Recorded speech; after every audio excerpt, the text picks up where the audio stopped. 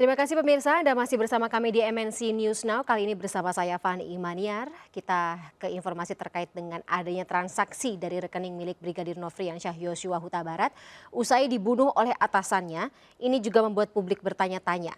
Transaksi di rekening milik Joshua itu disampaikan oleh pengacara keluarganya.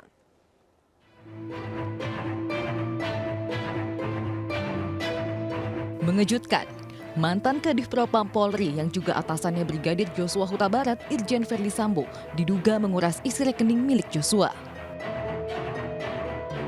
Pengurasan tersebut dilakukan usai Joshua dibunuh secara berencana oleh Verdi Sambo. Dugaan pengurasan itu disampaikan oleh tim kuasa hukum keluarga Brigadir Nofriansyah Joshua Huta Barat. Tim kuasa hukum menyebut 4 rekening Brigadir Joshua masih terdapat transaksi keuangan yang mengalir dari dan rekening Joshua pada 11 Juli 2022. Bukan diduga lagi, orang udah mati orangnya, tapi uangnya mengalir dari rekeningnya. Bayangkan tuh itu kejahatan perbankan dan itu nanti melibatkan perbankan juga. Aliran dananya berapa itu bang? Hah? Aliran dana yang masuk bang? Dari rekening almarhum mengalir ke tersangka. Berapa bang nominalnya? 200 juta. Tersangkanya inisialnya yang mana bang? Nanti itu diumumkan nanti sampai biar ada kerjanya. Kalau saya mati, kesannya mereka ada kerja. Ya. Selain melaporkan kecurigaan transaksi keuangan di rekening Joshua, tim kuasa hukum keluarga Brigadir Joshua juga meminta Polri untuk menetapkan istri Verdi Sambo, Putri Chandrawati, sebagai tersangka.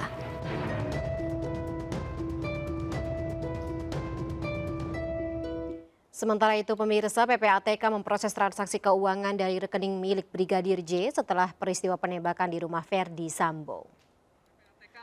Kepala PPATK Ivan Yustiavanda menegaskan pihaknya bekerja sesuai mekanisme. Jika ditemukan bukti kuat, maka PPATK akan telusuri awal aliran dana mencurigakan tersebut. Ia meminta koordinasi masyarakat serta aparat penegak hukum lainnya atas informasi, data serta dokumen pendukung yang bisa membantu penyelidikan. Sebelumnya kuasa hukum keluarga Brigadir J Kamarudin Simanjuntak menyebut sejumlah aset termasuk milik Joshua dikuasai oleh Irjen Pol Verdi Sambo. Rekening korban disebut masih melakukan transaksi keuangan pasca penembakan di rumah Verdi Sambo.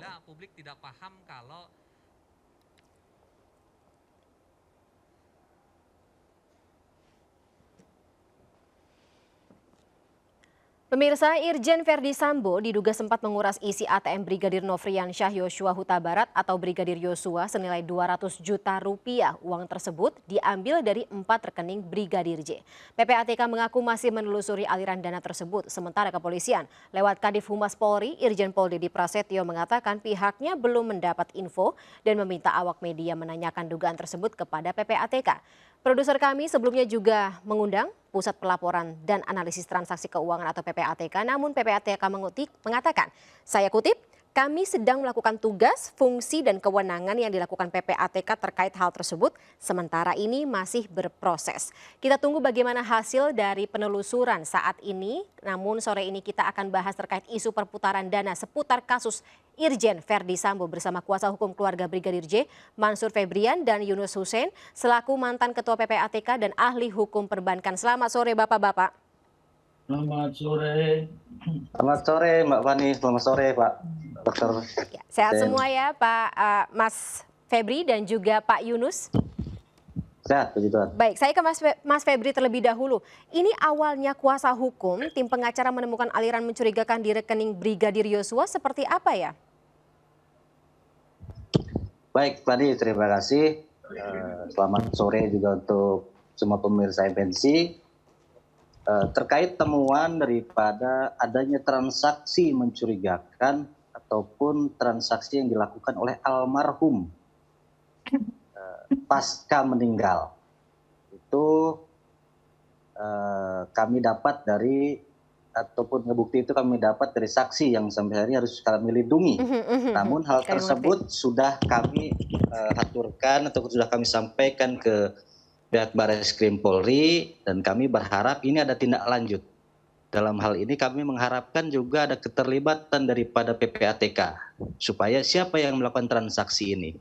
Karena seluruh keluarga di Sungai Bahar sana tidak ada yang mengetahui sampai hari ini di mana rekening almarhum, di mana ATM-nya.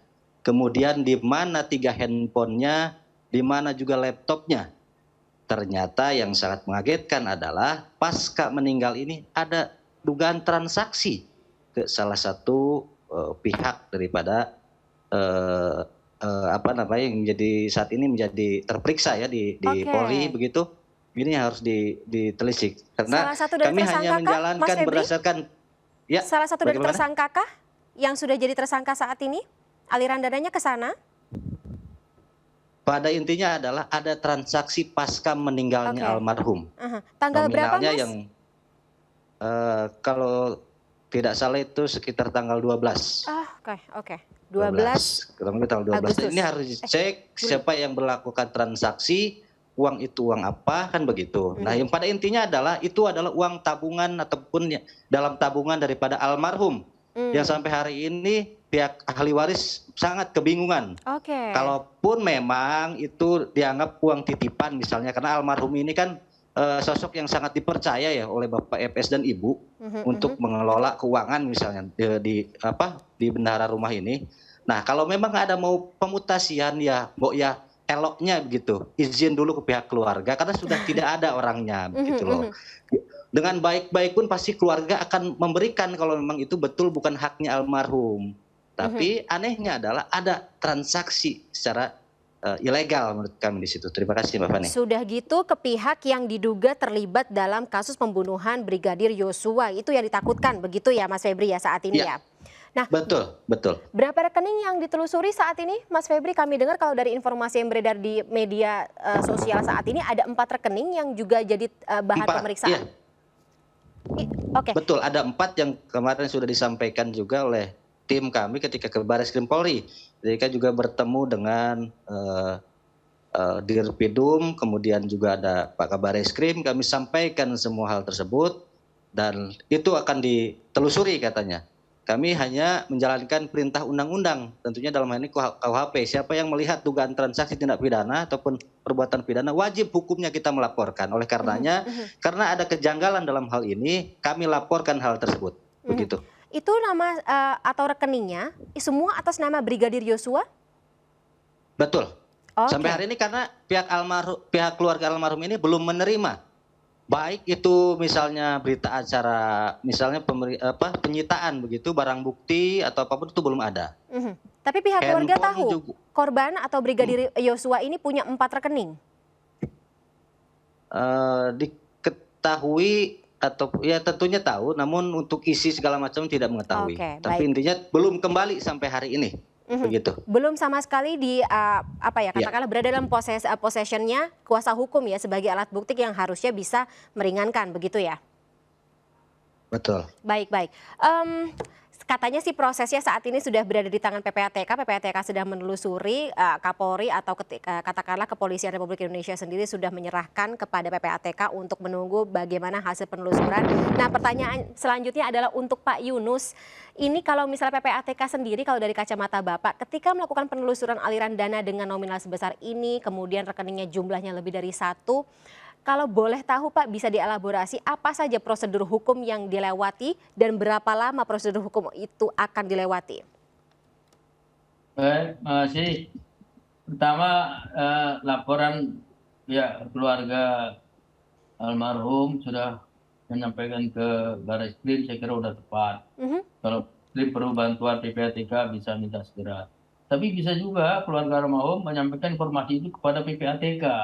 Sehingga dia cari dan nanti dia serahkan ke Barreskrim juga. Jadi 2 jalur, top down sama bottom up gitu, saya kira akan lebih cepat ya. Kemudian berapa lama di PPATK tidak susah karena sudah tahu nama, sudah tahu banknya, tahu rekeningnya, cepat sekali karena kita punya contact person, PPATK punya contact person di setiap bank itu ya. Tidak perlu waktu lama, bisa meminta, PPATK bisa juga turun audit bisa ya, nanti hasilnya tapi diberikan kepada penegak hukum, Barreskrim, bukan kepada keluarga. Dan PPATK biarkanlah dia bekerja independen sesuai dengan undang-undang yang harus independen dia, tidak usah didikte atau diintervensi, dia akan lakukan tugas dengan baik dan menyerahkan hasilnya kepada Barreskrim. Kalau ditanya lama apa enggak, tidak lama kalau menurut saya itu sudah jelas objeknya. Kisarannya berapa lama Pak Yunus? Nah, itu sebenarnya hitungan hari udah bisa ya. Wah, oke. Terus karena udah jelas objek yang dicari, banknya jelas, rekeningnya jelas, jadi tidak perlu mencari jauh-jauh dengan waktu yang lama. Apalagi semua orang Indonesia yang punya rekening di Indonesia ada di PPATK dalam database namanya. Ada semua. Ekspektasi kita berarti bisa dalam 2 atau 3 hari ke depan kita sudah dapat hasil dari penelusuran dana tersebut ya. Dan yang kalau misalnya dikhawatirkan sih akan ada apa ya, katakanlah tabir yang terbuka terkait dengan aliran dana ini dari mana atau kemana saja seperti itu Pak Yunus. Tapi kalau misalnya dari kacamata Anda sebagai mantan Ketua PPATK, apakah praktik seperti ini umum dilakukan di Indonesia terutama kalau kita bicara mengenai institusi kepolisian? Tapi tahan dulu jawabannya Pak Yunus, kita akan sambung di segmen berikutnya pemirsa. Tetaplah bersama kami di MNC News Now.